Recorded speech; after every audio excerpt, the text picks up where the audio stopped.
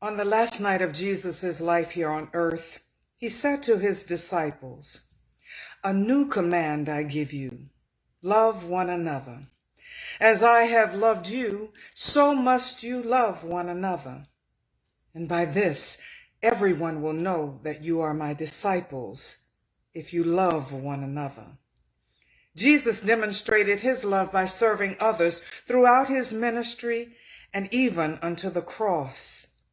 This is the kind of love that he invites us to have for one another, a love that seeks to do good for others, that puts the interest of others above our own selves, a love that expresses through action the love of Christ.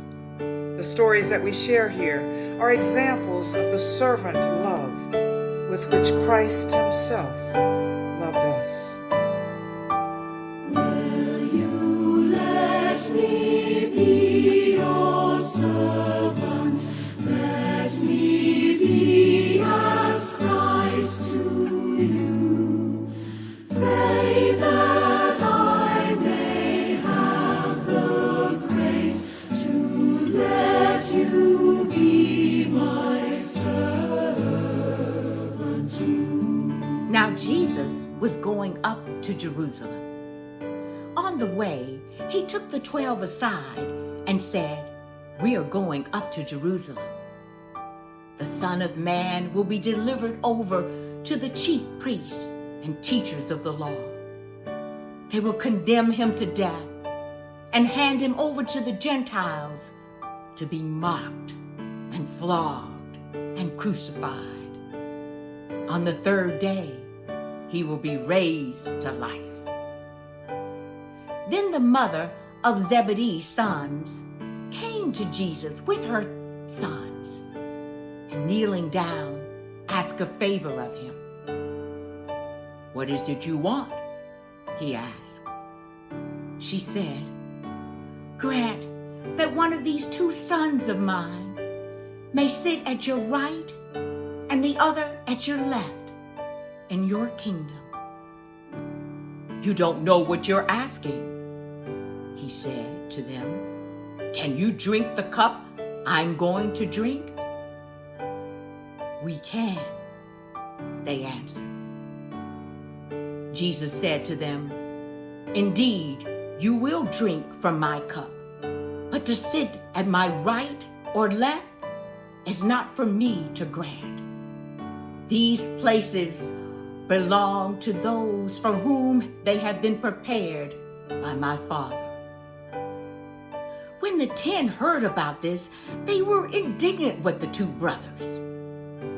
But Jesus called them together and said, "You know that the Gentiles lord it over them, and their high officials exercise authority over them. But not so with you. Instead, whoever wants to become great among you must be your servant, and whoever wants to be first must be your slave.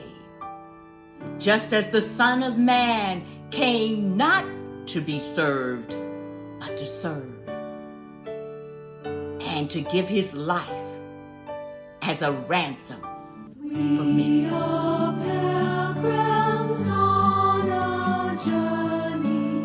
We are travelers on the road. We are here to help each other walk the mile and bear the load.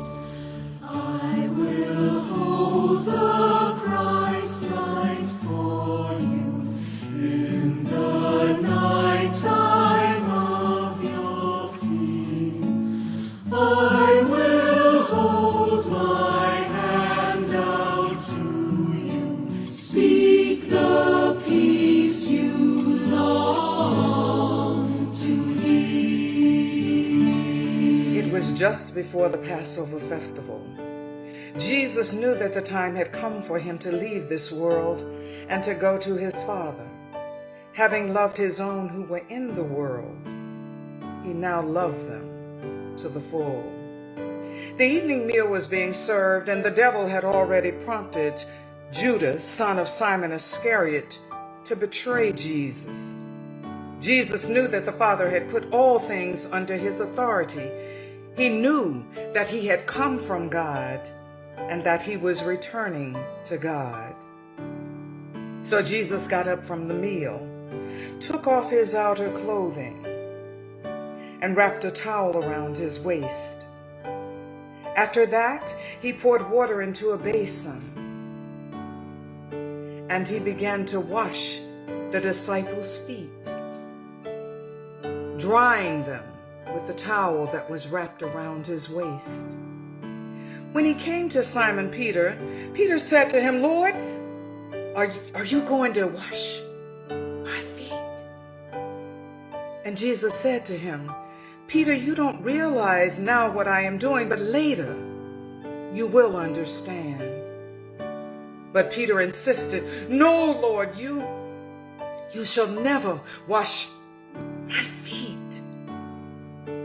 And Jesus said to Peter, "Unless I wash you, you have no part with me." Then Peter said, "Well then, Lord, not just my feet, but my hands, and my head also."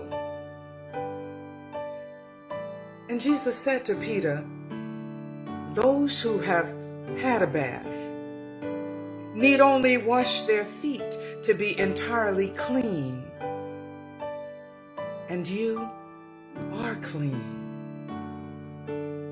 though not every one of you."